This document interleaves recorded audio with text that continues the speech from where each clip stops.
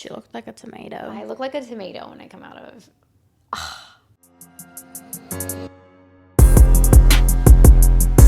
Hello, everybody, and welcome back to Behind the Brilliance. I'm Ashtyn. And I'm Danielle. And today we're diving into retention because retention isn't always determined by one thing alone. It's a system. It's a collaboration of efforts. Sometimes as lash artists, we can all develop a bad habit and not know that we did, because if we don't have somebody giving us feedback, we don't know. So there are 5 factors that can affect retention. 5 main factors. 5 main factors. There's lots of factors. It can be environment. Environment is one that is out of your control. That is something that can influence the way that your adhesive behaves. So this is why we talk about humidity a lot, having a hygrometer in your room so you can determine if your humidity shifts. You can understand why your adhesive might shift. It could cure faster, it could cure slower. If it's really humid, it will cure faster. So if you're not used to it curing that fast, then you could also be having weaker bonds because you're not making it in time. You're not making the contact in time of the fan or the lashes. Sometimes it could even be the way that your adhesive is stored. I've known lash artists that have a habit of not screwing the cap tight enough onto their adhesive. That over time can cause exposure of the adhesive to humidity, which is curing it inside of the bottle, which can make your adhesive bottle less effective. Or keeping your adhesive in like a window seal or like direct sunlight. Yeah. Keep it locked away in a cabinet. You want to keep the temperature kind of like regulated. Yeah, direct sunlight where maybe it's like heating up and cooling off. We don't want that formula to be expanding and contracting in the bottle. So that's some environmental factors. Another thing that is on like the lash artist, I guess, would be prep. Not priming your client's lashes. And I'm not talking with a primer. I'm talking with a cleanser. Cleanse those lashes. Get off all of the makeup residue. I notice that like sometimes I'll have clients come in and they have like crusted like eye boogers in their lashes. Honestly, it's really satisfying to peel those away. I'm gonna be real. Yeah. But like make sure that the lashes are squeaky clean. The lash line is squeaky clean. There should be no oil, dirt, grime, makeup, skincare products. Yeah. Anything. And if you can see the crust, imagine there's like microscopic crust when you can't see it. Yeah. And so if there is, it sounds gross, but like if you're lashing over crust or oil even, you're actually like adhering to this invisible layer in between the lash. So then it's going to be loose to begin with, which is also why it's great. You know, our method from the Ultimate Lash course, we use a water scrub method to test the strength of our bonds. Because if you did, in fact, in here, adhere on top of some dirt, then the lash would probably come off on your watch, which is something that you want to do. But yeah, prepping, you don't need a primer, you just need to clean. Placement, making sure that you have crisp, beautiful, perfect isolation. Yes, attachment place. So something that a lot of artists don't realize, because I'm such a stickler for the distance away from the eyelid of where you place the extension bond.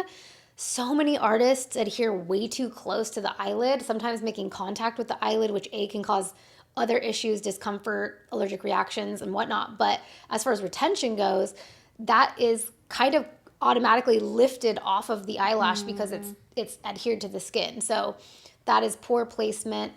Also, like the curve of the lash, like if you have the base basically lifted, which I see a lot of artists don't know that they're doing this, but the base isn't perfectly matched like at the lash. It's almost like poking up a little bit. Yeah. That's poor attachment, which is going to cause poor retention. Well, also going off of that, the wrap. I feel like a lot of lash artists miss this key step. When you're placing a lash, you shouldn't be placing it on top, because one, that could be a cause to why you're having lifted bases, because you're not allowing the lash to fully wrap around the natural lash, and that's what's going to make you get the best retention, is if your extension is fully wrapped in on it. It should almost, I like to explain it as like, say this is the lash and this is the fake lash, it's going to kind of like magnetize to it. Yeah, it like sucks it in. Yeah. And then it becomes one. And then it looks good too. Mm-hmm. It looks cleaner. Yeah, totally.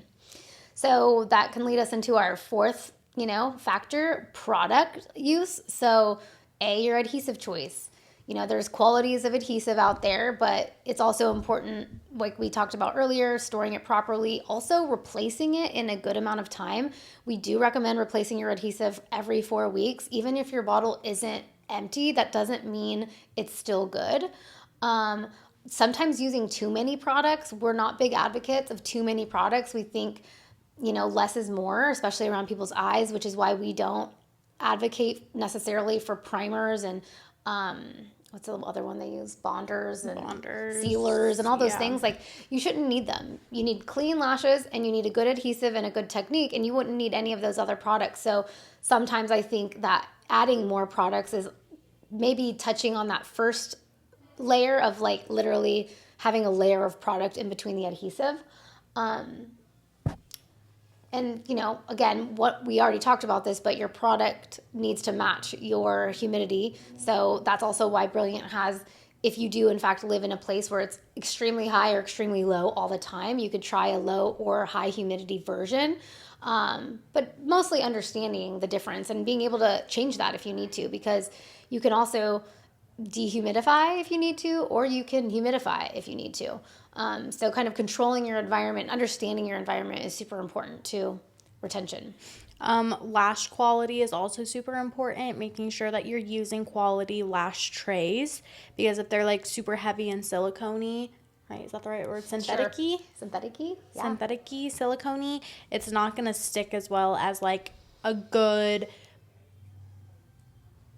Yeah, a higher quality lash, which also is interesting that I've seen so many different like changes throughout the industry through time. And, we're advocates of a finer, delicate lash. And I've just noticed with time for me, even like in the classic world, the thicker the lash, the worse sometimes it retains, because it's the difference between the actual hair itself and the extension is so big that like it's not a good latching, which is why very fine 0.03 fans are probably going to give you the best results, both performance-wise and visually, I think, for clients. And our last aspect of why your retention might not be lasting, honestly, we always say that your retention is 50% you and 50% your clients. So if your clients are not taking care of their lashes, then and they don't have good habits set in place, and that it could be a reason why their lashes are falling out. So like their sleeping position, are they sleeping on their face? Because I sure do. Me too. Picking.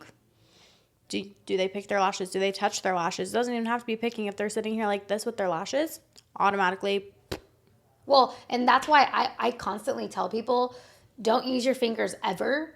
And part of that, obviously, we say, because your fingers have oils and you don't want to put oils on your lashes. But really, the reason why I'm so adamant about that is because I know once you feel something and you want to mess with it, you almost can't stop. So I don't ever want somebody to even develop that habit. Like, oop, I'm touching it. Like I say, rule number 1, do not touch your lashes with your fingers. Here's some brushes. Use these as needed. Their cleansing routine. Are they washing their lashes? If they have oily skin or they wear makeup, they should be washing their lashes. Honestly, I would say like 1 to 2 times a day. I feel like if they don't have like oily skin and they aren't very active and they don't really wear makeup, I feel like they could get away with washing them every other day.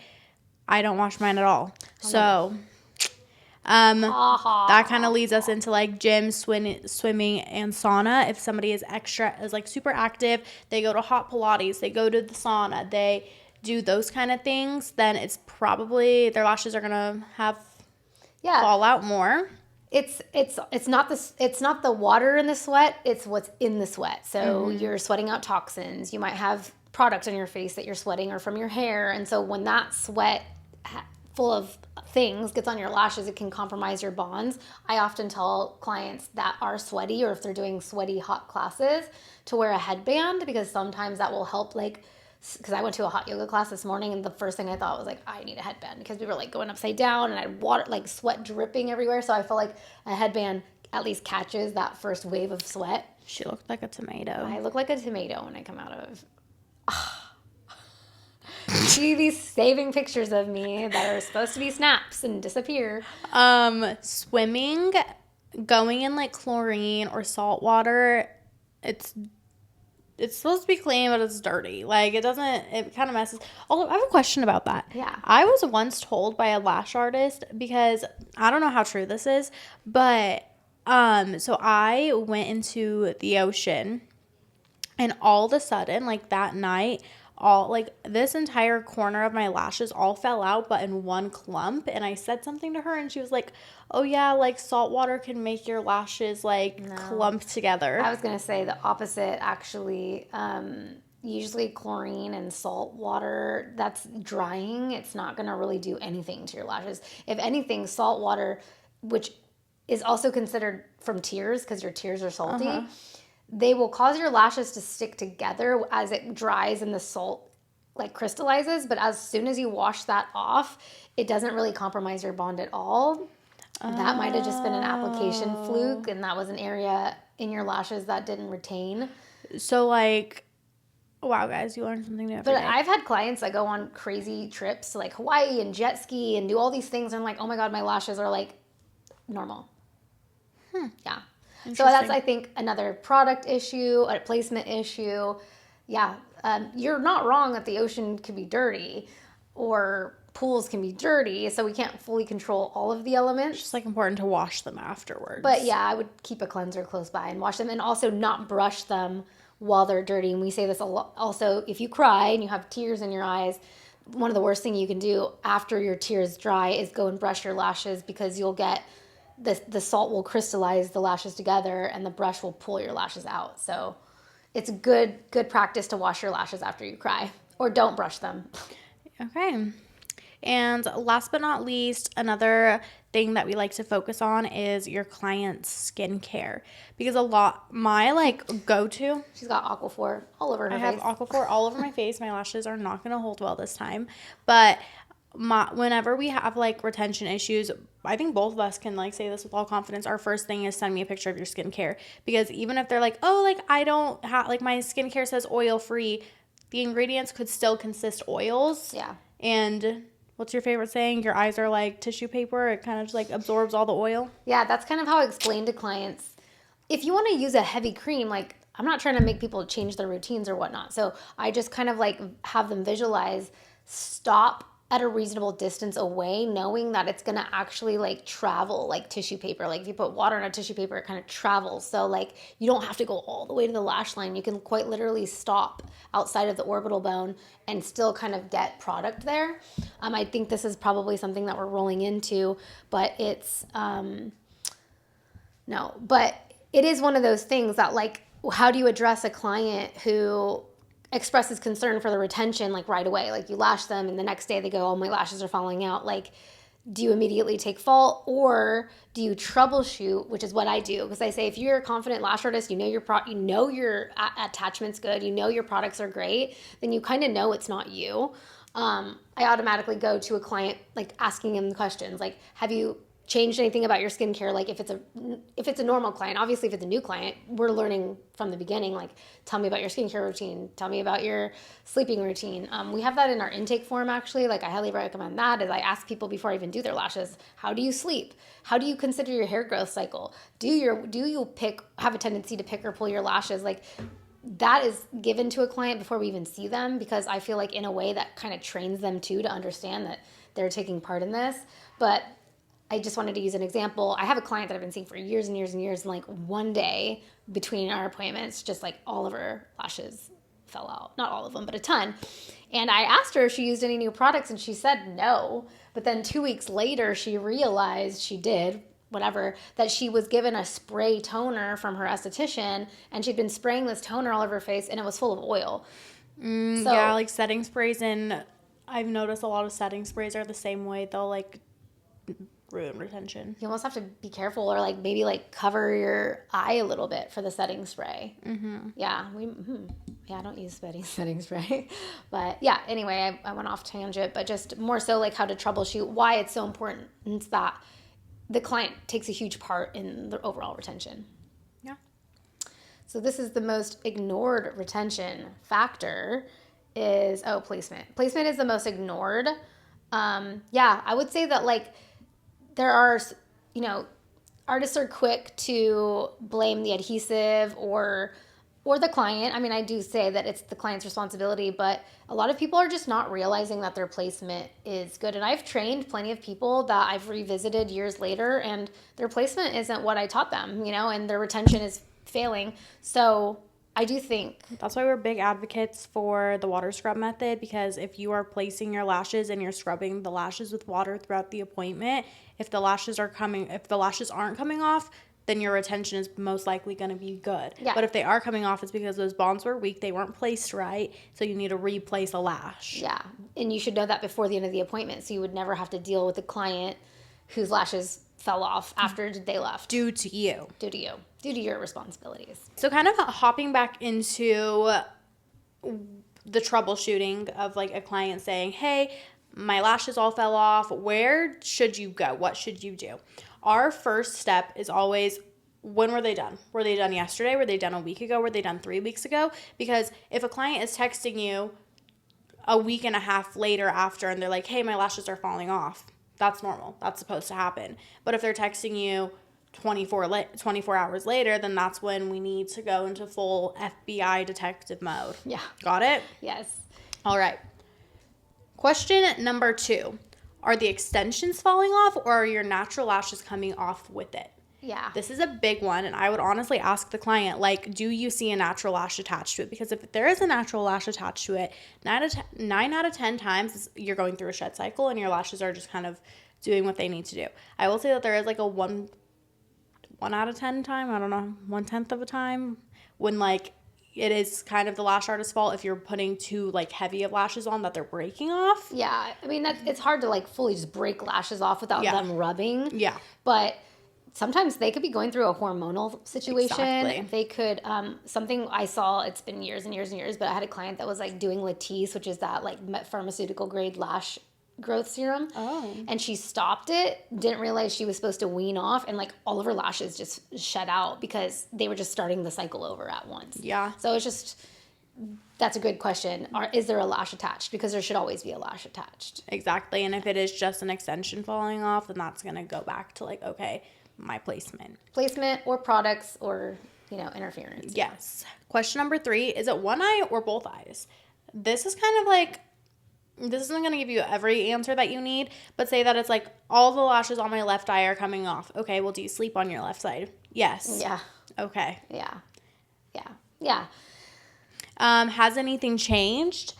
This means, are you on new medications? Is there any hormonal imbalances happening? Are you pregnant?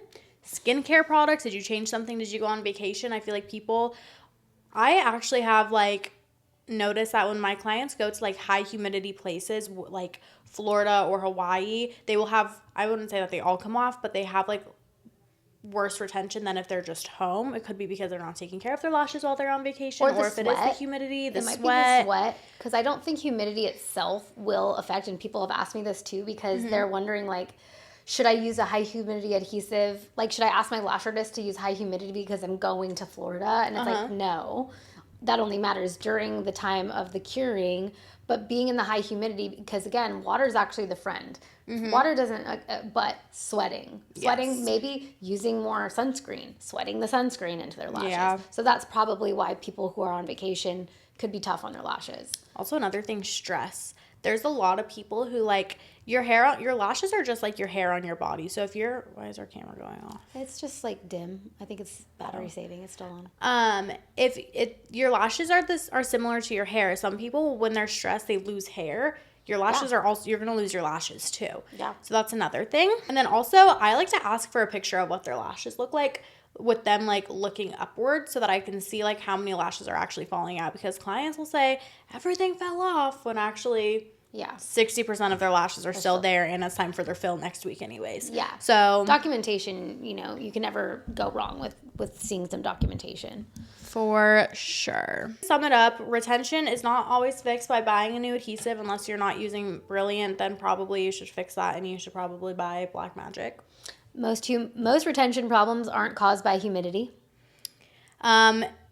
If every single one of your clients has bad retention, I hate to break it to you, but it's not your client's fault. Yeah. And retention starts before you dip your fan into the adhesive, so comes with the prep, how to clean lashes, and understanding. And I'm so sorry, but the best adhesive in the world cannot save poor placement. Yeah, I always say it's 50%, 50% product, 50% technique. Probably a little bit more than that. It's probably 60% product. No, 50-50. You got to have good technique.